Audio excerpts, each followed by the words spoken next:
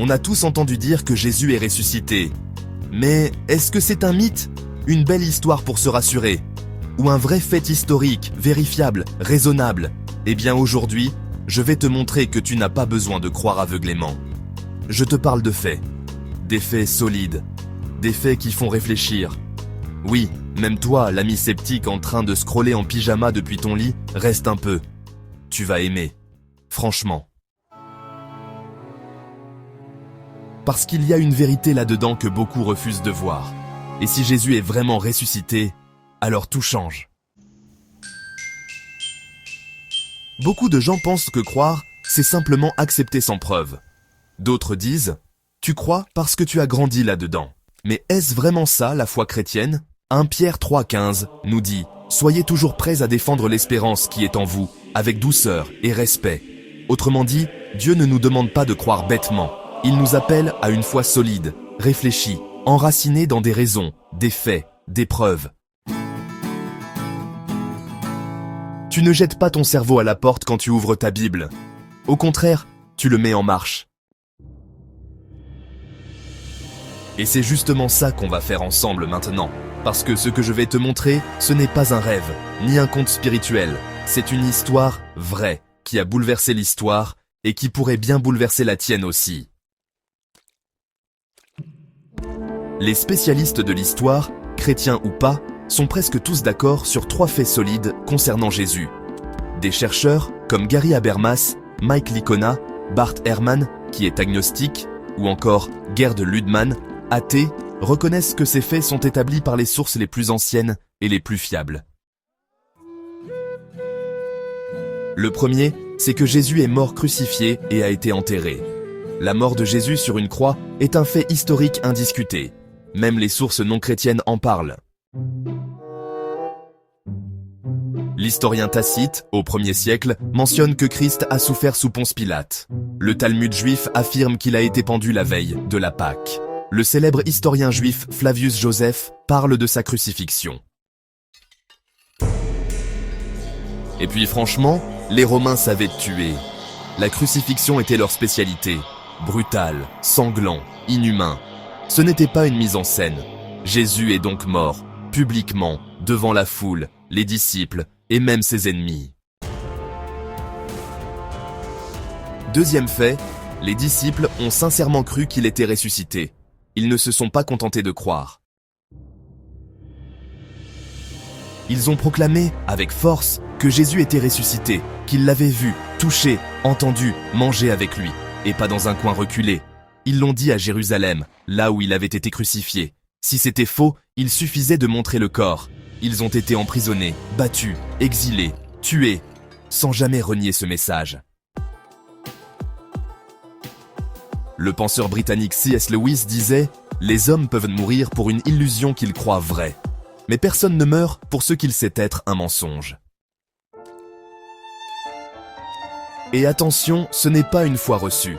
Ils n'ont pas cru parce qu'on leur a dit. Ils ont cru parce qu'ils disent « Nous l'avons vu vivant. On ne meurt pas pour un simple « on dit ». Ils sont morts pour une vérité vécue. Troisième fait, des ennemis sont devenus croyants. Paul, pharisien, persécuteur zélé de l'Église. Jacques, le propre frère de Jésus, qui ne croyait pas en lui durant son ministère.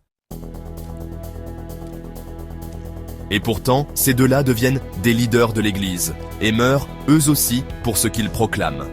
Paul dit « J'ai vu le Seigneur ». Pas « J'ai entendu dire ». Pas « Je me suis laissé convaincre ». Il dit « Je l'ai vu ». Et tu sais quoi? L'historien James D. Giddon, un expert britannique, dit que la conviction des disciples est si forte que l'on ne peut pas expliquer le christianisme sans la résurrection. Même Bart Ehrman, qui ne croit pas à la divinité de Jésus, reconnaît que les disciples croyaient sincèrement avoir vu Jésus vivant. Alors voilà, Jésus est vraiment mort. Ses disciples ont été transformés par ce qu'ils ont vu. Et même ses ennemis sont devenus croyants. Ce ne sont pas des contes, ce sont des faits historiques solides, admis même par ceux qui ne croient pas à la foi chrétienne. Et maintenant, il est temps de se poser la vraie question. Quelle explication rend vraiment compte de ces faits? Maintenant qu'on a vu que les faits sont là, certains diront « Oui, mais il y a peut-être d'autres explications. » D'accord, analysons-les.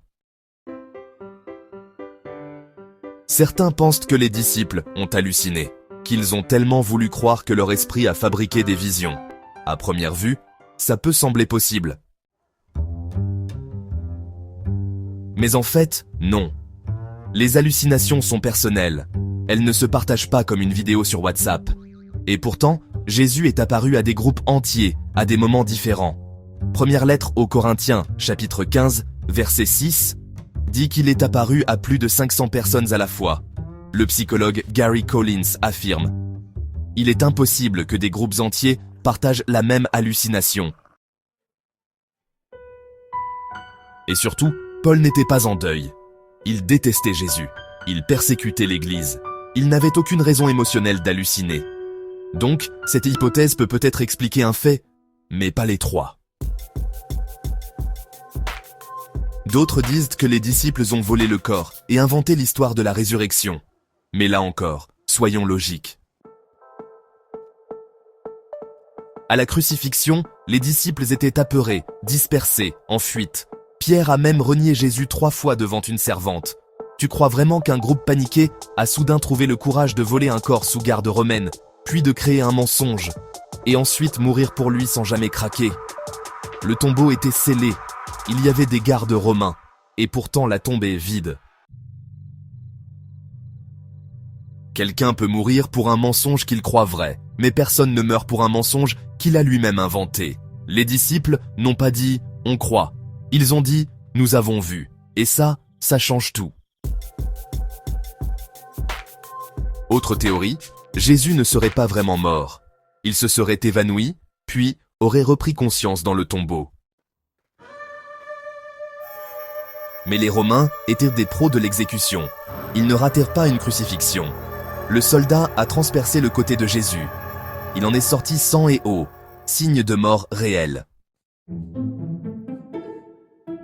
Et puis, imagine la scène. Tu crois que Jésus, après avoir été battu, flagellé, crucifié, mis dans un tombeau froid, sans soin, ressort en boitant, ensanglanté, défiguré.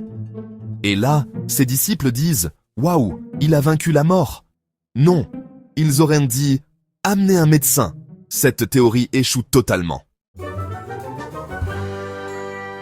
Certains disent que ce n'était pas Jésus, mais un sosie. Vraiment ?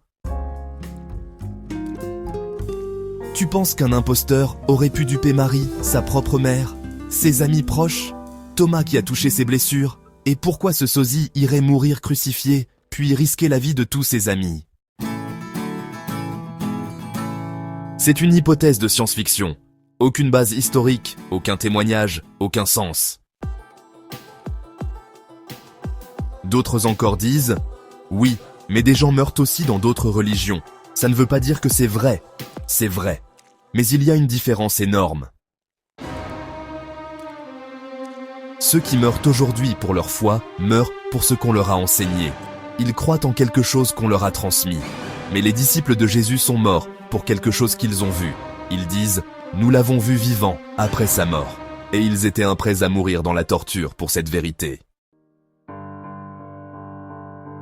Et aujourd'hui encore, on invente 1000 théories pour éviter cette vérité. Mais une seule explication rend tout logique, simple, cohérent. Jésus est vraiment ressuscité. Maintenant, prenons un moment pour réfléchir à l'impact de cette résurrection. On voit des hommes transformés. Pierre, apeuré, reniant Jésus devant une servante. Et ensuite, il se lève à Jérusalem et proclame « Ce Jésus que vous avez crucifié, Dieu l'a ressuscité !» Les disciples, dispersés, tremblants, et soudain, ils annoncent la résurrection partout, prêts à mourir pour ce qu'ils ont vu. Paul, ancien persécuteur, devient missionnaire passionné. Jacques, frère de Jésus, qui pensait que Jésus était fou, devient un des piliers de l'Église. Et tous ces hommes sont morts dans la douleur, la torture, la persécution, sans jamais renier.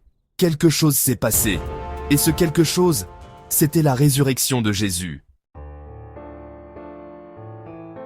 Parce que si Jésus est vraiment ressuscité, alors, eh bien, il est qui il a dit être. Il est le Fils de Dieu. Il a vaincu la mort. Il est vivant aujourd'hui. Et si c'est vrai, alors ce n'est pas juste une religion de plus. C'est la vérité. Tu peux passer ta vie à chercher des excuses, des théories, des moyens de ne pas croire, mais parfois, la vérité est juste là. Claire. Simple. Évidente. Le tombeau est vide, les témoins sont morts pour l'avoir vu. L'histoire a été bouleversée. Et aujourd'hui, la vraie question n'est pas seulement « Est-ce que Jésus est ressuscité ?» La vraie question, c'est « Si c'est vrai, qu'est-ce que je fais avec ça? Et toi, que vas-tu faire de cette vérité ?» Si tu as regardé cette vidéo jusqu'ici, c'est que tu te poses des questions profondes. Peut-être que tu te dis « Tout ça me semble vrai, mais je ne sais pas encore si je suis prêt. » Tu sais quoi? Ce n'est pas grave. Dieu ne cherche pas des robots. Il cherche des cœurs honnêtes, qui veulent vraiment savoir. Et tu viens de voir que la résurrection de Jésus, ce n'est pas un mythe. C'est un fait qui change tout. Tu peux continuer à douter, c'est humain, mais ne t'arrête pas là. Continue à chercher, et surtout, ne ferme pas ton cœur. Moi, je ne te parle pas ici juste d'un Dieu loin dans le ciel. Je te parle d'un Dieu qui t'a aimé jusqu'à la croix, et qui est sorti du tombeau pour te dire « Je suis vivant, et je t'attends ». Et ça, mon ami, ce n'est pas juste une religion, c'est une invitation à la vie. Si cette vidéo t'a aidé à réfléchir, abonne-toi, partage-la à quelqu'un qui doute, et dis-moi en commentaire, quel fait t'a le plus frappé.